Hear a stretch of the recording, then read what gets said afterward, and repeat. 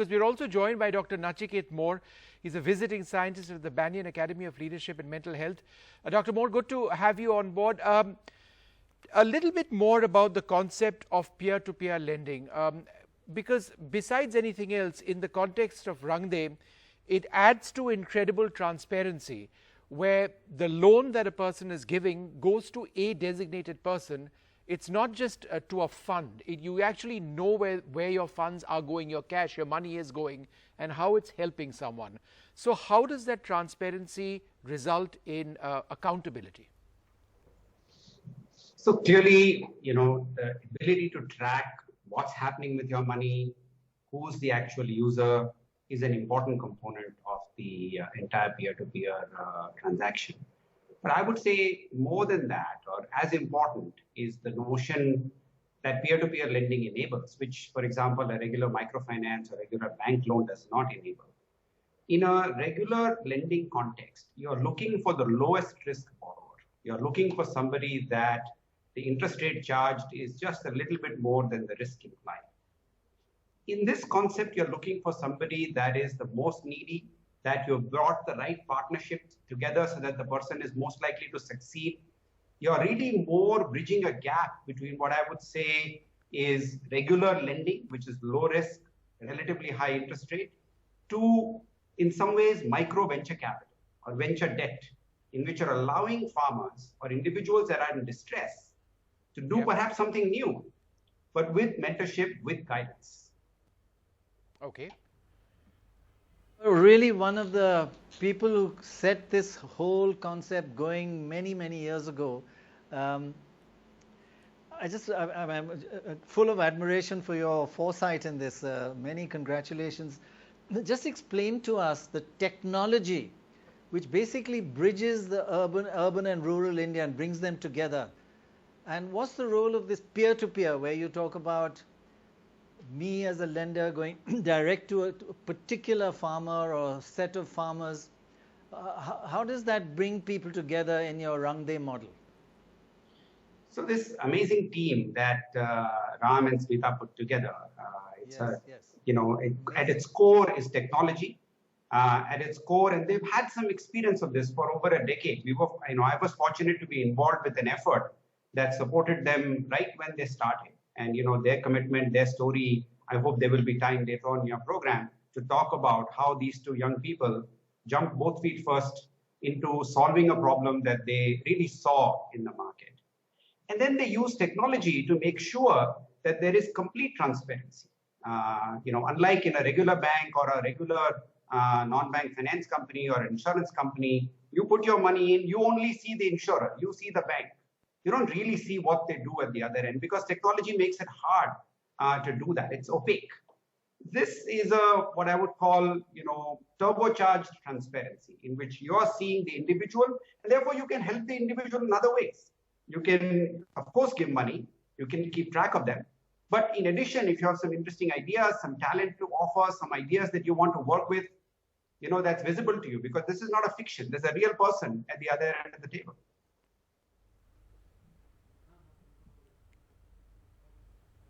नचिकेत जी, मैं आपसे ये जानना चाह रही थी कि जो ये आपने हमें समझाया पीयर टू पीयर किस तरह से हमारे देश में कुछ रोक है, पाबंदियां हैं, तो ऐसे में ये जो सिस्टम है क्रेडिट का बिना लोन के किसानों को पहुंचेगा, कैसे फायदा या ज्यादा से ज्यादा पहुंचा जा सकता है? मैडम जी, आपकी आवाज ठीक से नहीं आई, आप एक बार फिर से दोहरा पाएंगे आपका अपना सवाल? हाँ जी, मैं यही कह रही थी कि हमारे देश में पीयर टू पीयर में रेगुलेशंस हैं, रोक है, पाबंदी है, तो ऐसे में जो ये सिस्टम है, how do you think so this can be leveraged in times like this? The reality is that a lot of traditional financial institutions, banks, microfinance institutions are right now wary of wading into this high-risk waters, because the future is uncertain. Which livelihoods will survive? Which individuals will pursue what livelihoods and pathways is not entirely clear. Now is the time for individuals to step up and to say, while it is true that savings account holders cannot really be expected to get into such situations, we can, as individuals, middle class, upper middle class, lower middle class, if we have a little bit to give, and you can do very small amounts. You don't have to do large numbers. I'm willing to go out and help a fellow human being, a fellow family, because I see them as, as Sir said earlier, my neighbors. They're extended neighbors. But in some ways, it allows us an opportunity as investors. I was amongst their earliest investors. And I got great satisfaction from their regular reporting back to me to say, this is what happened to this person, that's what happened to that person. I would constantly brainstorm with them as to what more can they do, how can I be more helpful to them. Now, this is the kind of engagement that we need today to help millions of people out there. I'm not saying this will solve the entire problem, but this will certainly add to the menu of choices that we have available as a country to deal with this, what Mr. Roy said earlier, this enormous hardship that our fellow citizens are facing. Right. Actually, that's a very important point. Thanks for bringing that up, because, it humanizes. It's not just a random loan like to a bank that goes into some deep pot and then goes out to some organization. You actually have made it, this peer-to-peer phrase is a bit non-television, if I may say. You're saying from one person to another, and both know the person you're giving it to, you know the background, you know when he's giving it back, etc. It's just wonderful. And you were the first social investor on the Rangde platform way back in 2008, right? I just want to know, how did your association with Rangde begin? What made you believe in the model? And what would you tell viewers who want to donate, who really want to help farmers, small farmers? How do you reassure them that yes, their money will be tracked very carefully and it'll all be transparent? I mean, I had the good fortune of knowing this young couple. I got a message one day in my office that there was a young couple waiting to see me. I don't even believe we had an appointment, but I was curious to see who these people were. I was quite amazed. An outstandingly talented couple had invested their life savings, had built something that they felt deeply, committed to. And as I said earlier, both feet first. They jumped into it. There really no backup savings, no nothing. And they said, well, can you help us? We have an idea that we want to take forward. Can you become a partner with us? And so I had that good fortune, and I have watched them grow over the last decade.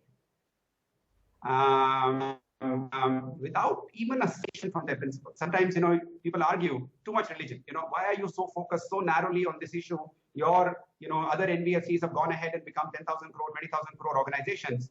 Why are you focused on this? They believe in it. They believe this is the way they would like to add value to their fellow human beings, reach out and touch people, offer all of us the opportunity of actually connecting with an individual and a family in a way that, as you said so nicely, an opaque structure just cannot do.